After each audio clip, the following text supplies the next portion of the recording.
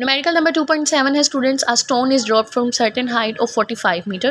How long it will take to reach ground? What will be its velocity after hitting the ground? ठीक है, अब एक stone है, थोड़ा सा अब हमारा न्यूमेरिकल का जो आप कह लें क्राफ्ट है वो चेंज हो चुका है। पहले हम जितने भी न्यूमेरिकल्स करके आए हैं उस पर हम at the surface of earth हमने वो पढ़े हैं, like wagon is moving, a motorcycle is moving, a car is moving, जितनी भी हमने व्हीकल्स पढ़ी हैं वो सब ज़मीन के ऊपर है। ठीक है, अब हम जो पढ़े हैं वो स्टोन है जो कि क्या है, ज़मीन से ज़रा सा ऊपर है और उसको हमने किसी हाइट 45 मीटर की हाइट से हमने उसको नीचे फेंका है। सही है, तो ये हमारा न्यूमेरिकल है।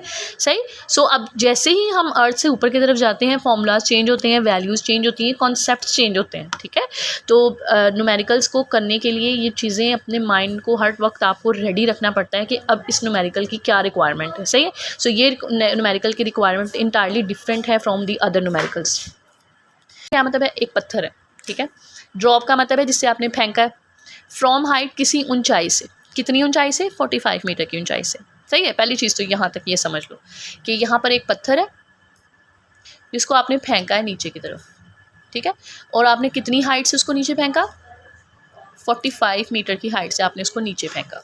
क्लियर, सही है, यहाँ से वो नीचे आके ज़मीन पे टकराया। ठीक है, पूछा क्या है उसने, how long it will take to reach the ground. Long का मतलब क्या होता है, लाइक ये इंग्लिश की टर्म है, अगर आपको ग्रामेटिकल चीज़ों की समझ है तो आपको ये पता होगा। हाउ लॉन्ग का मतलब होता है कितनी देर। क्लियर, तो हाउ लॉन्ग का मतलब है कितनी देर, तो इसका मतलब क्या हुआ, टाइम, टाइम पूछा हुआ है। क्लियर, क्या पूछिए, what will be its velocity just before hitting the ground. जब वो नीचे गिर जाएगा, जब वो उससे टकराएगा ज़मीन से, तब उसकी वेलोसिटी क्या होगी। ठीक है, ये वेलोसिटी पूछिए। अच्छा, यहाँ पे हम सबसे पहले लिखेंगे गिवन डाटा।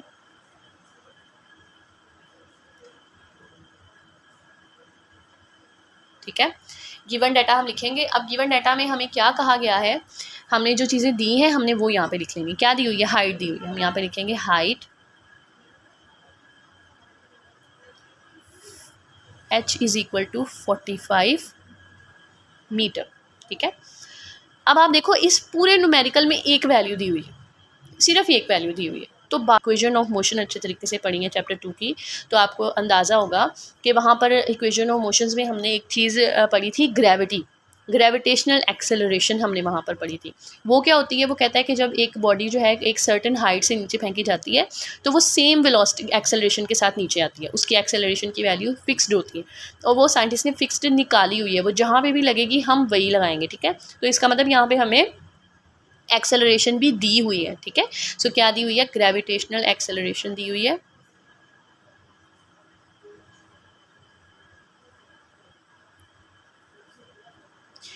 जी दिया हुआ है हमें 10 ms-2। ठीक है, यानी पहले जितने भी न्यूमेरिकल किए हैं उसमें जी की वैल्यू हमें डिफरेंट दी होती है, एक्सेलरेशन की वैल्यू, लेकिन जब बॉडी ज़मीन पे मूव कर रही होती है वो तब डिफरेंट होती है। लेकिन जब बॉडी ज़मीन से ऊपर चली जाती है तो वो जितनी भी ऊपर चली जाए उसने सेम ग्रेविटेशनल एक्सेलरेशन से नीचे आना है, और वो कितनी होती है, वो होती है 10 ms-2।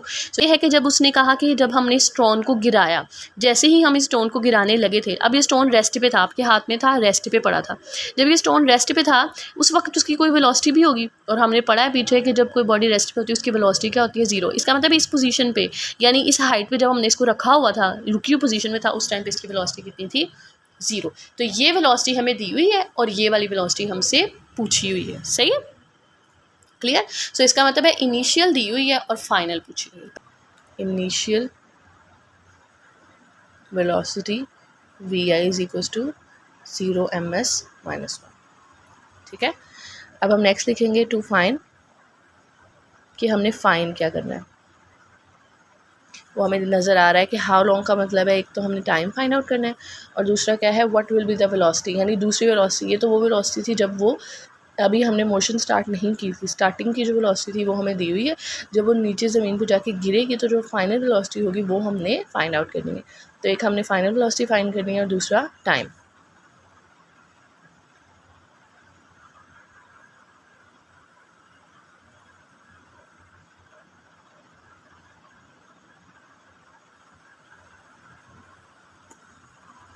ओके स्टूडेंट्स, अब आते हैं सोल्यूशन में।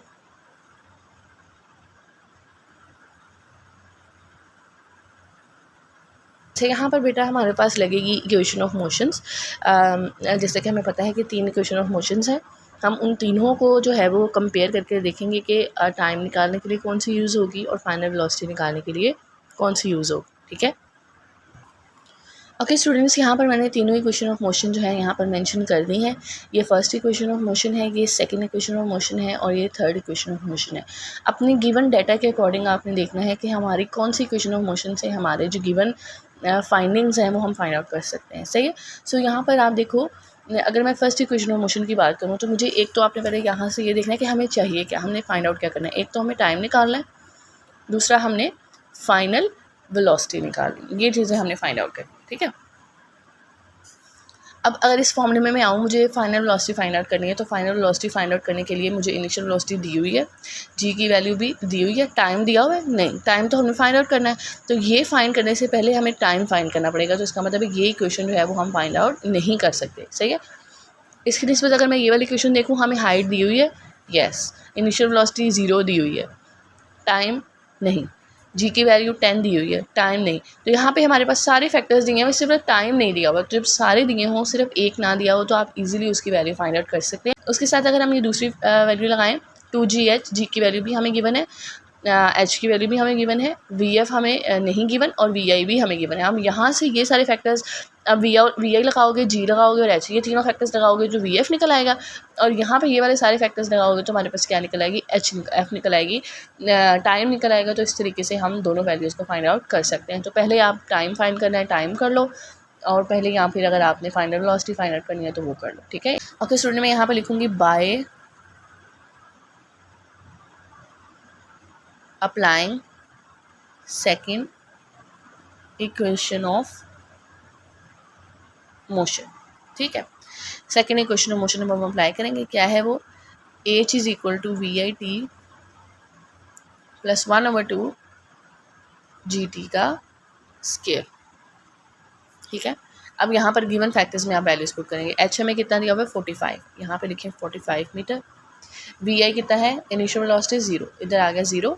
टाइम हमने फाइंड आउट करना है, 1/2, जी की वैल्यू क्या है 10, और टी हमने फाइंड आउट करना है, ठीक है। अच्छा, यहाँ पर बेटा एक और चीज़ है, जब जी की कोई भी बॉडी जब ज़मीन की तरफ फेंकी जाती है, ठीक है, कोई भी बॉडी का जब मोशन ज़मीन की तरफ होती है, टुवर्ड द अर्थ होती है, तो हम वहाँ पे जी की वैल्यू को प्लस में लेते हैं, ठीक है। और कोई भी वैल्यू जब ज़मीन से दूर फेंकी जाती है तो वहाँ पर हम जी की वैल्यू को क्या लेते हैं, माइनस में लेते हैं। आपने अपना न्यूमेरिकल पढ़ते हुए ये चीज़ गौर करनी है कि हमारे जो बॉडी है, जो भी है, स्टोन है, बॉल है, वो किस तरफ को आ रही है, ठीक है, वो ज़मीन की तरफ आ रही है या उससे दूर जा रही है। अब ये ज़मीन की तरफ आ रही है, ठीक है, आपने 45 मीटर की हाइट से बॉल नीचे फेंकी है, तो वो ज़मीन की तरफ आ रही है, तो आप यहाँ पर क्या लगाओगे, प्लस, इसलिए यहाँ पर हमारी वैल्यू प्लस में ही रहेगी, सही है। 45 मीटर इज इक्वल टू 0 को 3 से मल्टीप्लाई करो, 0, ठीक है, 5 1 ज़ा 5, 2 1 ज़ा 2, 2 5 ज़ा 10, 5 ms माइनस 2, और नेक्स्ट हमारे पास आ गया टी का स्केयर, सही। ओके, ये है हमारे पास टी का स्केयर, इधर ही रहा, ठीक है। ये 5 फैक्टर यहाँ पर इस टी के साथ क्या हो रहा है, मल्टीप्लाई हो रहा है, वहाँ पर जाकर क्या हो जाएगा, डिवाइड हो जाएगा।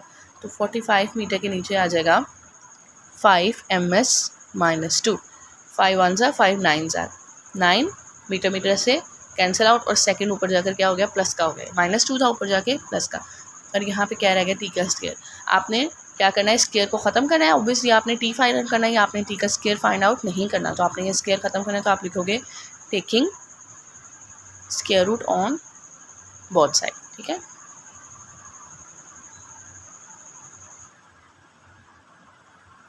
ये इससे कट गया, यहाँ पे आ गया T, and next we have second, और ये 9 आपको पता है जब अंडर रूट से निकलता है तो क्या आता है, 3, तो हमारे पास टाइम कितना आ गया, 3 सेकेंड। यहाँ पर आएगा आपके पास VF is equal to VI plus GT, ठीक है। फाइनल वेलोसिटी ही आपने फाइंड आउट करनी है। इनिशियल वेलोसिटी 0 है, जी की वैल्यू क्या है, 10 ms माइनस 2, और टाइम हमें कितना दिया हुआ है, टाइम हमारे पास अभी हमने फाइंड आउट किया था वो आया था 3 सेकेंड, ठीक है। 0 वैसे ख़त्म हो गया, 10 3 ज़ा 30 मीटर, ये s के ऊपर +2 है, इस s के ऊपर +1 है, प्लस माइनस -2 में से 1 गया 1, s -1, ये हमारी आ गई फाइनल वेलोसिटी। और इसके साथ अगर आपको कोई भी क्वेश्चन है या कोई भी कन्फ्यूजन है और any other topic do you want to know और लर्न अबाउट फ्रॉम मी, तो आप कमेंट सेक्शन में मुझे मेंशन कर सकते हैं। और मुझे अगर आपको किसी चीज़ की समझ नहीं आई तो आप वो भी बता सकते हैं। और इसके साथ ही मेरे चैनल को आप सब्सक्राइब करें, लाइक करें और शेयर करें। Thank you. अल्लाह हाफ़िज़।